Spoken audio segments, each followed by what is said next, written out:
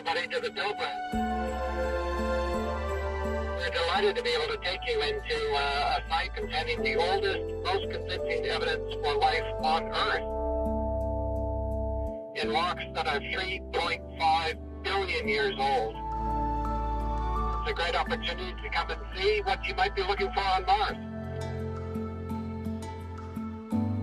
We can see rippled sediment, beautiful ripples here, continuing along, and it comes up to the edge and it pinches out against the side of the stromatolite and then continues over here on the other side. Beautiful. So what we're looking at here in Western Australia are what are known as stromatolites.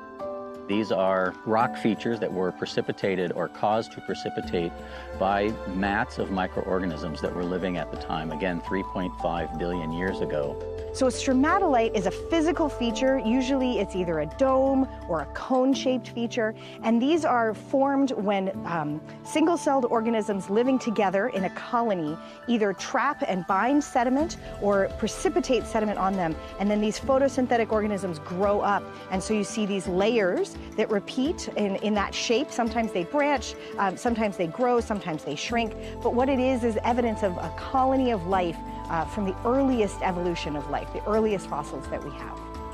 And these organisms then had their presence here on Earth captured and preserved in the rock record for all of this time.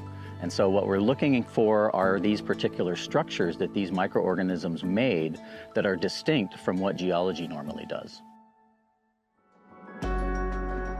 So the greatest thing about Australia is that it has some of the oldest rocks and some of the best preserved rocks for all different time periods in Earth's history.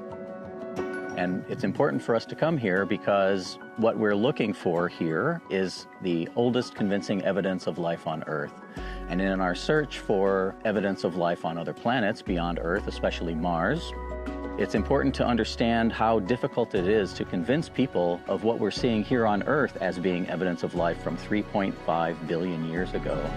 And if we're looking for something similar on Mars, it's a much more challenging prospect. So in order for us to find a biosignature, there are actually 5 stages that have to happen, and all of them have to happen and in this particular order. The first is life has to exist.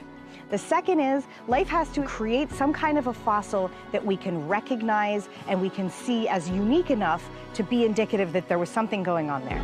Third, that fossil has to be preserved immediately or very soon after it's formed. The fourth step is that preservation has to continue for a long period of time. And then finally, we have to find it. So it either has to be eroded or it has to be somewhere where we can look at a rock and recognize that there's a fossil. That is an extremely unique and difficult process to have happen. So there's only a fraction of life that ever existed ever becomes a fossil. It's in fact an incredibly lucky process to go from life living at some point to a fossil that you can find. And so that's why building that story takes a lot of time and why it's difficult that any one particular feature may not be biological. But when you combine all of these things together, that is what convinces people that what we're actually looking at is evidence of 3.5 billion-year-old life on this planet. So trying to do this here on Earth is difficult enough, and then trying to do it from 100 million miles away with rovers that have cameras and you have to send signals that take a really long time to go back and forth, even more challenging. Earth and Mars may have had similar pasts, and the more we learn about Earth's past, the more we may be able to apply it to Mars. Now that we're collecting samples at Mars, wouldn't it be unbelievable if we were able to find something that indicated similar things that we're finding here on Earth that indicate, hey, there may have been life in the distant past on Mars?